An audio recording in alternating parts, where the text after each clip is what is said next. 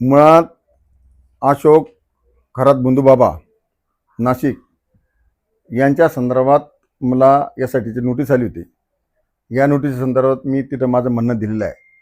ते म्हणणं थोडक्यात असं होतं, त्यांनी मला काही प्रश्न विचारले का तुमची ओळख कशी झाली. एक साधारण 12-14 वर्षापूर्वी माझी तिथं ओळख झालेली आहे.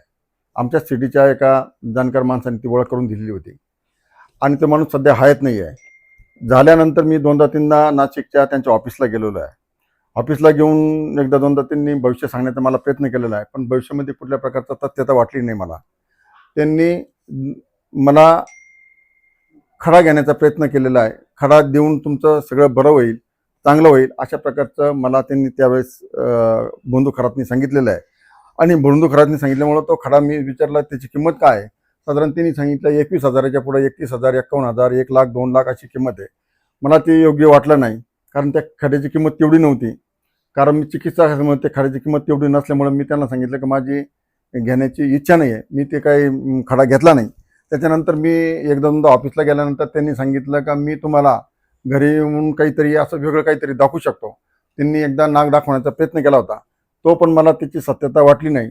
कारण बऱ्याच वेळेस अशा गोष्टी या मनाला पटत नाही.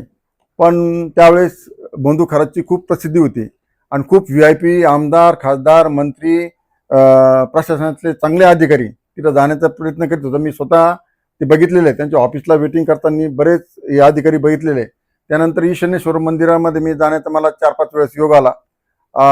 महाशिवरात्रीच्या वेळेस मी महाशिवरात्रीच्या वेळेस फराळाचं शेंगदाणे असेल, साबुदाणा असेल, केळी असेल, हा तिथं नेऊन देण्याचा प्रयत्न केलेला आहे आणि दिले पण होते. इथं शिवमंदिराचं आम्ही भक्त असल्यामुळं, जनार्दन स्वामीचे आम्ही शिष्य असल्यामुळं, आम्ही शिवभक्त असल्यामुळं तिथं सातत्याने जाण्याचा, ईश्वरेश्वराचा मंदिरामध्ये जाण्याचा प्रयत्न केलेला आहे. महाशिवरात्रीच्या वेळेस ईश्वरेश्वराचं दर्शन घेतल्यानंतर खरातांचं जे ऑफिस होतं त्या ऑफिसमध्ये जाऊन बसण्याचा पण सातत्याने प्रयत्न झालेला आहे. आणि तेव्हा पण बरेच प्रकारचे अधिकारी, आमदार, खासदार तिथं मी बघितलेले आहे. त्यांच्या या सगळ्या ढोंगीपणाचा जेव्हा आता प्रत्यक्ष लोकांसमोर आलं तर आम्हाला असं वाटतं आता का या खरा ढोंगी बाबाला भर चौकात घेऊन फटके आणायला पाहिजे. कारण तिची पहिली बाजू आरशासारखी जरी चांगली असली तर दुसरी काळी बाजू लोकांना माहीत नव्हती.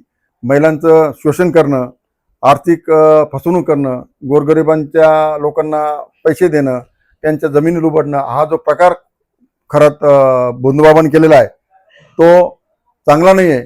म्हणून अशा बंधूबाबांना फटके देऊन समाजामध्ये मोकळं सोडून त्यांना खरंच समाजाच्या माध्यमातून मार दिला पाहिजे आणि त्यांना जास्तीत जास्त शिक्षा देऊन त्यांना जन्मठेपेची शिक्षा झाली पाहिजे असं या निमित्ताने. शिर्डीमध्ये बऱ्याच लोकांचे ते परिचित होते, पण माझ्या मते SITचे सुद्धा बरेच 10-12 लोकांना शिर्डीच्या नोटीसा जातील. त्याच्यामध्ये उपनगराध्यक्ष असतील, माजी नगराध्यक्ष असतील, नगरसेवक असतील, काही उपनगराध्यक्ष असतील, अशा बऱ्याच लोकांना शिर्डीच्या नोटिसा गेलेल्या आहे आणि ते पण बऱ्यापैकी खरा सरांकडे जात होते हे मला माहिती आहे. त्यावेळेस तो नाग असा होता का साधारण नाग असा अस्पष्ट दिसत होता. नाग अस्पष्ट दिसत होता. तो काय झाला नाही. त्यांनी सांगितलं डोळे झाका. डोळे झाकल्यानंतर तो नाग दाखवला. नाग दाखवला आणि डोळे उघडा. मग नाग पाहिला, असं स्पष्ट दाखवला आणि त्यांनी सांगितलं डोळे बंद करा. तो नाग गेला. 1 मिनिटाच्या आत सगळं. खरं म्हणजे ते गोंदकरची एक केस मी बघितली, आता आपल्याच माध्यमातून बघितली. त्या बाईची जर फसवणूक झाली तर त्या बाईला ते गोंदकरांना परत जमीन देण्याचं काम योग्य पद्धतीने झालं पाहिजे. असे बरेच सिटीत आणखीन काही जागा आहे ज्या खरात बंधूबाबांनी पैसे देऊन काहींच्या कागदपत्र करून घेतलेले आहे. अशा पण जागा सिटीमध्ये सापडतील आणि मुळात म्हणजे त्या गोंदकरांची जमीन परत दिली पाहिजे असं माझं वैयक्तिक मत आहे.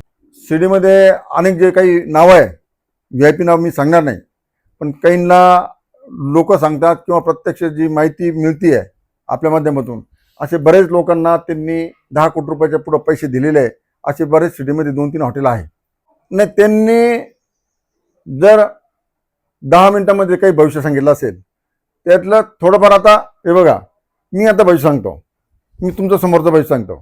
तुमच्या घरामध्ये प्रॉब्लेम आहे, तुम्हाला आर्थिक अडचण आहे, तुमचं आणि मिसेसचं जमत नाही, तुमचं आणि मुलाचं जमत नाही, तुमचं आणि पत्नीचं जमत नाही, हे असं सांगण्याचा त्यांनी प्रकार केलेला आहे ह्याप्रमाणे, आणि असा सांगण्याचा प्रयत्न सातत्याने केलेला आहे. आणि तो त्यांचा पेशा होता. पुढचा म्हणून गेला का त्याच्या कुटुंबाची थोडीफार माहिती द्यायची, काहीतरी वेगळी विक्षिप्त माहिती द्यायची, जेणेकरून घरामध्ये कुटुंबामध्ये कलह निर्माण होतील. अशा प्रकारचे सातत्याने खरंच बंधुबाबांनी केलेलं आहे.